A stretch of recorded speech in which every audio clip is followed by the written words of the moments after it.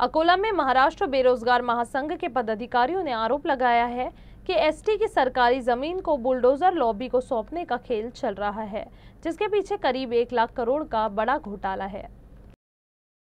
महासंघ के संस्थापक अध्यक्ष दत्ताराव ढांडे, राज्य प्रवक्ता विश्वास जमघाड़े और जिलाध्यक्ष सुभाष अंभोरे ने जानकारी दी। उन्होंने बताया कि एसटी ने जनता की सेवा के लिए जमीनें खरीदी थी, लेकिन अब उन्हें 90 साल की लीज पर व्यापारिक कॉम्प्लेक्स के लिए दिया जा रहा है। ढांडे ने आरोप लगाया कि ये सब सार्वजनिक निजी भागीदारी परियोजना के नाम पर हो रहा है, जिससे जनता और कर्मचारियों को धोखा दिया जा रहा है। उन्होंने चेतावनी दी कि एसटी की आर्थिक स्थिति खराब होने के कारण कर्मचारियों का भविष्य मुंबई के मील मजदूरों जैसा हो सकता है। महासंघ ने वाशिम और रिसोर्ट सहित सभी व्यापारिक परियोजना पर रोक लगाने और लाभान्वित हो रहे सत्ताधारी की एसआयटी जांच की मांग की है।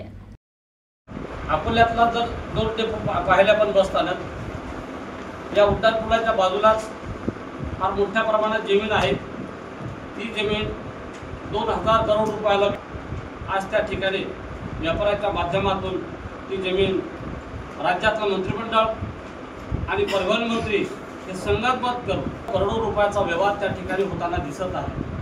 त्या ठिकाणी म्हणून जनतेला आम्हाला असं आवाहन करायचं आहे आपल्या मीडियाच्या माध्यमातून की आपण एक आधारस्तंभ आहेत, सरकारला त्याला जागा करण्याचं काम प्रिंट मीडिया असेल, प्रेस मीडियाचे असतील, सोशल मीडिया असेल, सर्व पेपर असतील, या माध्यमातून की ही आपल्या मालकीची जमीन या ठिकाणी विकल्या जाते आणि एसटीचे जे कर्मचारी उद्या भविष्यात रिटायरमेंट होतील त्यांना उद्या काही पेन्शन नाही, त्याचे जो फंड असतो त्या माध्यमात उद्या भविष्यात जरी सरकार जर नसेल त्यांच्या रिटायरमेंट झाल्याच्यानंतर ती जमीन त्यांना त्या पद्धतीने तो व्यवस्थित संकल्पना महाराष्ट्र बेरोजगार महासंघाची आहे।